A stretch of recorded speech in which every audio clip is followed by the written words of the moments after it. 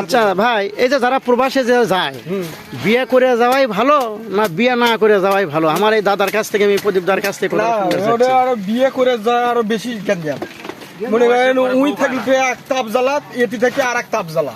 মানে মেশিন চালু অবস্থা করে যদি যায়, সে মেশিনটা না চালালে পারে আপনার সে মেশিনটা নষ্ট হয়ে যাবে।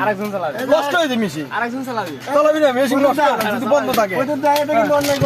না না না না, আল্লাহ যদি আমাদের দুনিয়া ধরো কাম না করি তাহলে হবে? সঠিক কথা যেটা সেটাই নিব। সঠিক কথা হলো না, সঠিক হলো না। বিয়ের সাথে করা উচিত। আচ্ছা, সঠিক কথাটা যে হলো না, এই পরিপ্রেক্ষিতে আপনি দেখি কোন কি জন্য সঠিক হলো না, দেখি কোন আপনি কোন বয়স হয়ে গেছে 40 বছর, 24 বছর বয়স বিয়ে অনার্স করে তো তারা বিদেশ যায়, তাদের বয়স কত বলেন? 28 থেকে 30 বছর বয়স, তাই নাকি? আচ্ছা, তাদের থেকে বিয়ে করা উচিত। কত লোভন না পড়ে দেশে একটা কোম্পানি চাকরি করুক, দেশে একটা মাছ চাষ করুক, গরু ছাগল বাড়ুক, মানে বিয়ের সাথে করে খরচ কাম করুক। তারা বিয়ে না করে কেন গেল? আচ্ছা প্রদীপ দা, এই পরিপ্রেক্ষিতে আপনি কিছু কথা না, এটাও ঠিকই আছে, কিন্তু টাকা হলে পারে ব্যবসার কোনো অভাব নাই। এটা হচ্ছে কি জানেন, টাকা হলে ব্যবসার অভাব নাই, কিন্তু আপনি বিয়ে করবেন না আর এক দেশে যায়। সার্টিফিকেট আছে, সরকারি সার্টিফিকেট কলেজে পড়ছে, সে সার্টিফিকেট নেই, ওর কি বয়স কি কম যাবে? ওই সার্টিফিকেট দিয়েই সব কিছু করতে হবে, একদিনকে কম বেশি নেই। ওই 25 বছর 25 বছর চললো, 26 বছর বয়স পড়ে। 25 চলুক আর 26 চলুক, সব ঠিক আছে, কিন্তু বিয়ে করলে আর এই টাকা দিয়ে ব্যবসা করলে এটি টাকার অভাব নাই। ওই বিদেশ যা হলো আপনার ওই আপনি ডেন সাফ করে দিবি, ডেন আপনি কি মাস্টারের চাকরি দিবি? মাস্টারের চাকরি দিবি না, সুইপারের চাকরি দিবি। ওই এখন আমরা দেশের মানুষ দেখতে পাচ্ছি না, তাই সেটাই হলো বিদেশ, সেটাই হলো বিদেশ। ড্রেন সাফ করা আর জঙ্গল সাফ করা, এলে টাকা হলে ব্যবসার অভাব আছে না। শুনেন, ওই দেশের যে তো মনে হয় অনেকে ভালো কাজও করে, খালি তো ড্রেন সাফ করে না।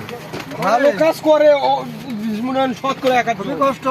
বাপ মা ছেলে বিদেশ গেলেন তোরে, ওই ছোলবেলের কষ্ট, বাড়ির কষ্ট, কত টেনশন, জামা ছোল গেছে, কি খাইলো, কি সমাচার, ভালো আছে কি মন্দ আছে, এদের মানুষের টাকা খরচ নিয়ে গেল, ধার নিয়ে গেল, সুদে নিয়ে গেল। আমি প্রদীপদার সাথে এখন কথা বলে চাচ্ছি যে আপনি এই বিদেশ বিষয়ে মানুষের, মানে এই বিদেশ বিষয়ে মানুষ যাবি কি যাবি না, এই বিষয়ে আপনার কাছ থেকে একটা কথা শুনতে চাচ্ছি দাদা। তাতে কি আমাদের বাংলাদেশের ছেলেরা বিদেশ যাওয়াই ভালো না না যাওয়াই ভালো, এই বিষয়টা কিছু শুনতে চাচ্ছি। বিদেশ মনে ওটা হচ্ছে না যাওয়া বেশি ভালো। ওই টাকা হলে আপনার এই জায়গাতে আপনার করে খাওয়ার অভাব নেই। আর ওটা যাইয়া বাপের টেনশন, মায়ের টেনশন, আপনার টেনশন, ওই মারা গেল আপনার দেখবেন যে বাপের সাথে দেখা হলো না, মায়ের সাথে দেখা হলো না, ওটাই পরে থাকলেন, এদিকে মাটি হয়ে গেল। তাহলে টেনশন ফুরলো, বিদেশে আরো টেনশন বেড়ে গেল। এত লোক কেন? এত লোক কেন? কেন লোক? কেন লোক? টাকা হলে ব্যবসার অভাব নেই, ঘরে বসে থেকেও ব্যবসা করা যায়। 10 লাখ টাকা খরচ করে বিদেশ যাওয়ার থেকে, হ্যাঁ 5 লাখ টাকা দিয়ে দেশে করে খাওয়া ভালো। বাপ মা নিয়ে সব নিয়ে একসাথে বউ সোল নিয়ে করে খেতে পারবি। আর বিদেশ যাওয়ার আর টেনশন বেশি ধরে কাম করবে না, মাথা ঘুরতে ঘুরতে বাইতে আসবি, আমি কাম করবে না, বিদেশ কাম করবে না। যাই হোক, সমাজের দর্শকবৃন্দ, আপনাদেরকে আমি যে কথাগুলো শোনালাম, আসলে মানে এই ভাই যে প্রদীপদার সাথে যে কথাগুলো বললাম, যে আসলে বলতেছে বিদেশ না যাওয়াই ভালো। কথা ঠিকই আছে, সেটা হচ্ছে কি জানেন, বিদেশ যাওয়া ভালো, যদি যায় যদি ভালো একটা কাজ করে পারতো বা যদি টেনশন না থাকতো, তার জন্য আমি মনে একমত। কিন্তু বর্তমানে যে বাংলাদেশের কিছু কিছু দালালদের কারণেই কিন্তু এইসব পরিবারেদের মনে হয় নানান সমস্যা হয়। তা আগে যদি এইসব দালালদেরকে আগে ঠিক করতে পারেন, তাহলে আমার মনে হয় বাংলাদেশের যারা বিদেশ যাবার চাচ্ছেন তারা যান। আর যদি এই ধরনের থাকে তাহলে বিদেশ যাওয়ার দরকার নেই।